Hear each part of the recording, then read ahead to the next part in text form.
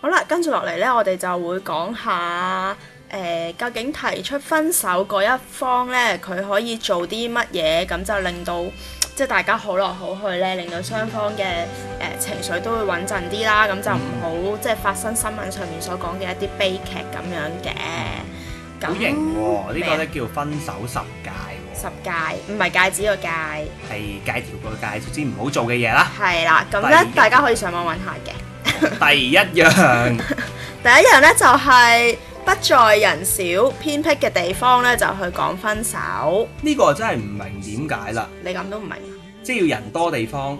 係啦，點解咧？咁佢呢度就講啦，即係分手就雖然即係一講就應該唔係好聽嘅説話嚟㗎啦，咁都好怕大家會好激動，咁亦都怕有一方啦會忍唔住自己即係出手傷人啦，咁所以如果喺大街大巷去講嘅話咧，咁大家都會安全啲嘅，係啦，即係希望你嗌救命嘅時候都有人聽到，同埋嗰下都會諗一諗啊，我而家如果呢下激動，其實側跟啲人都拍低咗擺上 YouTube， 係喎，而家真係多啊咁樣，係咁，但係調翻轉我又覺得好尷尬嘅喎，即係如果俾人知道你俾人飛嘅話，當街當巷咁多人知，咁梗係唔係去好多人嘅地方啦，即係旺角街頭嗰啲。咁又唔使咁多人，但係千祈唔好喺啲後巷啊、垃圾房門口啊，即係公廁門口啊，即係嗰啲完全冇人行過嗰啲地方咯。即係公園啊嗰啲就係啦，即係一啲有人行過嘅街道啦咁樣。餐廳咁樣都 OK 嘅，幽靜啲嘅餐廳都 OK 嘅，起碼有侍應咁樣。好，明白啊！即係下次分手嘅時候你識做啦。多謝教誨。咁咧第二條咧就係講唔好突然分手嘅，即係分手之前咧都要有個周詳啲嘅考慮同埋部署，即係慢慢鋪排嘅，就唔好突然之間今朝仲好地地同佢講緊我愛你，咁夜晚就同佢講聲我分手啦，我飛你咁樣。係。咁盡量就係俾個感情由濃轉淡嘅咁樣。同埋都會喺一啲即係要揀日子講啦，唔好喺啲紀念日啊、情人節啊、聖誕節啊嗰啲咁嘅時間就即係令到人哋更加嗰個即係激動係啦，嗰個情緒係更加加倍嘅時候啦，咁就即係避免咯呢啲就。即係唔好以為嗰啲咩盂蘭節啊、清明節嗰啲講冇問題，其實都係一啲特別日子佢會記得嘅，都唔好啦咁樣。OK， 咁都幾難揀喎，一年有幾多日可以揀？OK， 好，第三樣就係唔好以一個勝利者嘅姿態啊！即係點啊咁深嘅？即係咧唔好覺得啊呢個係個比賽，我飛你就我贏晒，就話而家係我飛你，唔係你飛我啊咁樣，呢啲咁嘅説話咧就盡量都唔好講啦，同埋唔好露出一個勝利嘅笑容啊！咁被拋棄嘅咧就並唔係弱者，咁唔好等佢咧即係一拳窩埋嚟嘅時候咧，你就知道你就算贏咗都唔係好事嚟嘅。係啦，係啦，咁啊，同埋都保護翻對方嘅自尊心啦，因為始終即係你拋棄人嘅時候，其實人哋個內心嗰刻都會覺得好傷心嘅。都要尊重翻大家咯，即係畢竟都係大家一齊過咁樣，都唔係話即係要邊個贏邊個嘅。希望大家即係分手嘅時候都尊重大家嘅感受咁樣咯。第4條，不逃避責任。即係點解呢？佢就話咧，要主動提出分手嗰一方咧，就要勇敢咁面對，不可逃避責任。唔好講啲咩，其實我哋即係都冇真正一齊過啊，根本就冇愛過啊，呢啲咁樣咁傷害人哋嘅説話啦。咁即係我諗意思就係咧，大家一齊嘅時候都係真真實實嘅一啲回憶嚟嘅。咁就唔好講話啲咩，即係當以前嘅嘢冇發生過啊，咁樣即係呢啲完全係欺騙人哋嘅説話啦。根本上你自己都知道冇可能當冇發生過嘅。係咯，即係啲負心漢嗰啲咁就另計啦。即係擺明話嗰啲就算啦。係啦，咁都尊重翻人哋嘛。咁呢啲即係你真係對人哋做過呢啲嘢，或者大家真係相愛過嘅時候，你如果話冇嘅話，咁人哋都會即係對方都會覺得係受騙啊咁樣，咁就不過我又喺度諗緊呢，即係話不逃避責任啦。有啲就調翻轉呢，好鬼中意承擔個責任㗎嘛。即係對你唔住啊，我會願意承擔晒所有責任啊咁樣。即係呢啲會唔會調翻轉又會令到對方好憤怒？即係覺得啊，即係你而家承認責任又點啫？你而家就係非我㗎啦，咁你講咁多嘢都係廢話嚟㗎喎。咁會唔會即係弄巧反拙呢？又弄巧反拙啊？係啊，即係會唔會咁嘅情況出現？我唔知喎，你覺得咧？呢個可以留翻喺我哋 M 群嘅時候，睇下有冇啲即係夜貓嘅 fans 可以 share 一下，即係覺得啊，係咪即係唔逃避責任承認晒啦？咁就係一件好事咧咁樣。不過第5樣嘢我都覺得即係幾重要嘅，第5條就係唔好急於去做呢個朋友，即係唔好話啊，其實分咗手我哋都係朋友嚟嘅，即係呢啲真係廢話嚟㗎啦。即係分手亦都唔好，即係好好心咁樣去得閒打電話問對方，即係你今日 OK 嘛？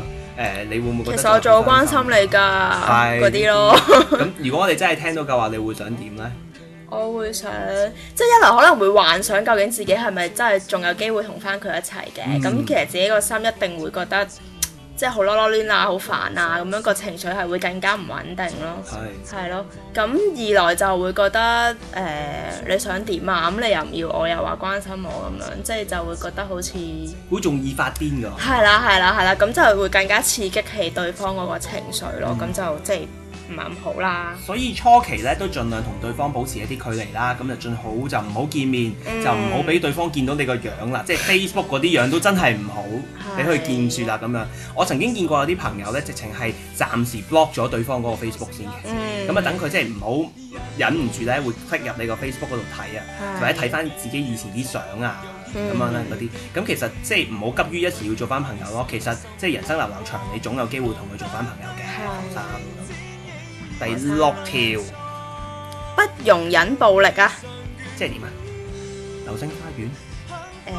唔好講啦呢啲，你暴露咗你嘅年代啦。唔係，我見到呢度寫流星花園咋，唔關我事。你唔知咩嚟係咪？唔知啊。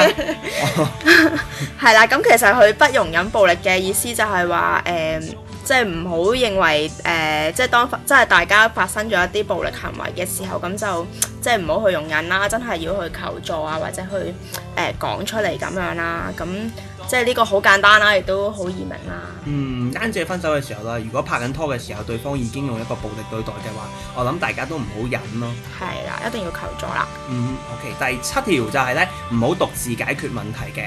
即係同剛才嗰個都有少少關聯啦。即係除咗你要即係講出嚟之外，就係即係揾你身邊嘅朋友啊，或者揾你信任嘅人啦，例如貓安奶啦，咁咧就成日都賣廣告嘅，你好黑 sell。咁咧就去求助啦，即係唔好覺得自己可以解決晒啊咁樣。必要同埋安全嘅時候咧，咁要適當咁樣去警告對方嘅。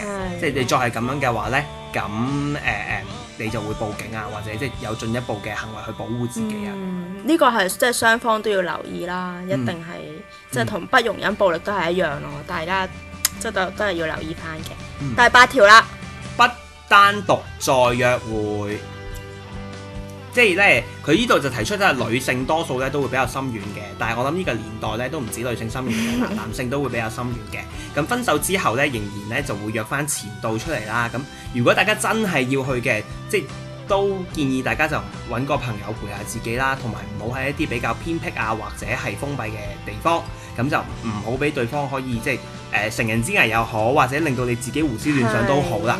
即係大家都有翻個責任喺度啊。因為嗰個其實啲新聞咧好多時都係發生喺啲咧屋企啊，或者係真係冇乜人嘅地方啊，咁可能因為某啲説話而激發起對方嘅情緒嘅時候，就會出現啲咩倒啲滾水啊嗰啲咁嘅悲劇出現咁樣啦。咁所以大家即係都要留意翻呢一個情況啦。咁即係同啱啱即係都有啲相應嘅，就係話頭先嗰度講過咩啊？咩啊？你想講咩啊？啱啱相應就係嗰個新聞咯，定還是係唔好喺偏僻嘅地方講分手？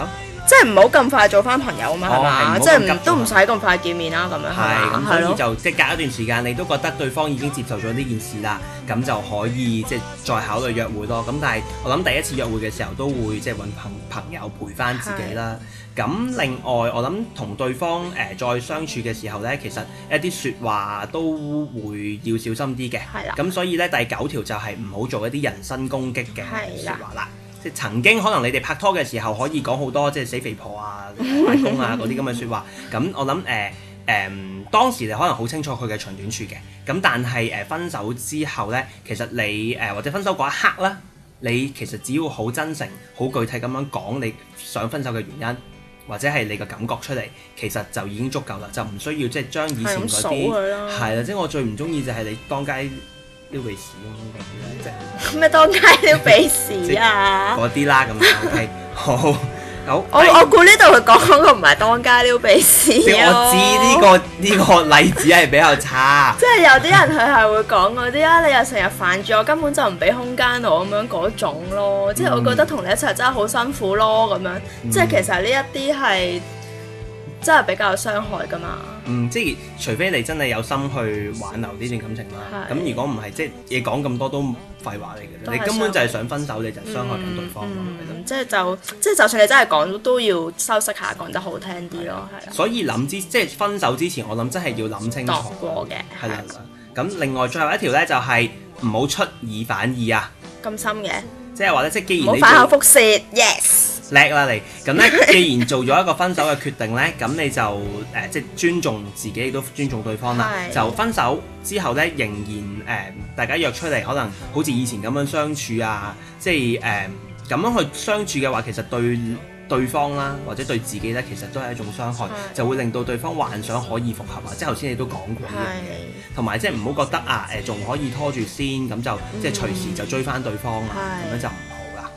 咁因為其實你分手都應該係一個好即係好重要嘅決定嚟噶嘛，你都唔係隨便去講，而又隨便可以即係一齊翻咁樣嘅，因為即係當一段感情大家經歷過唔同嘅傷害嘅時候，你個感情一定會越嚟越淡。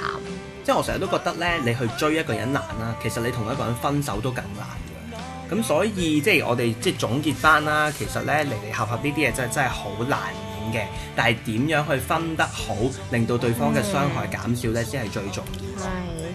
即係其實我覺得人生入面咧，經歷分手呢一啲事都係在所難免嘅，唔用在所難免，必經嘅。係啦，即係都一定會有㗎啦。即係必經。咁你用咗嘛？繼續。係啦，咁所以我就覺得即係當中大家學識點樣去面對啊，或者點樣去令到件事好啲，即係大家都會係一個成長嘅一個過程，或者係一個經歷咁樣咯。所以拍拖期間咧就唔好即係隨便去提出分手，因為分手呢兩個字咧真係唔係隨便可以講出口，係代表你諗住去完咗呢一段關係。所以大家就尊重自己，都尊重對方。好啦，講咗咁多，我相信大家都即係可能有自己嘅經驗啊、經歷啊，或者有啲意見咧想分享下嘅，或者可以想反駁翻我哋嘅。咁可以點做呢？就係喺我哋嘅 M 群啦，同埋我哋 Facebook 嘅專頁嗰度咧留言啦。咁我哋就會回覆大家，同埋同大家做一個好詳細嘅討論嘅。係啦，咁 Facebook 同埋咩啊？唔係 M 群嗰個嘅連結咧，嗰條 link 咧已經喺我哋嘅專頁嗰度噶啦。咁所以大家就可以上去快啲 at 咗我哋啦。多啲 at 啦！耶！拜拜。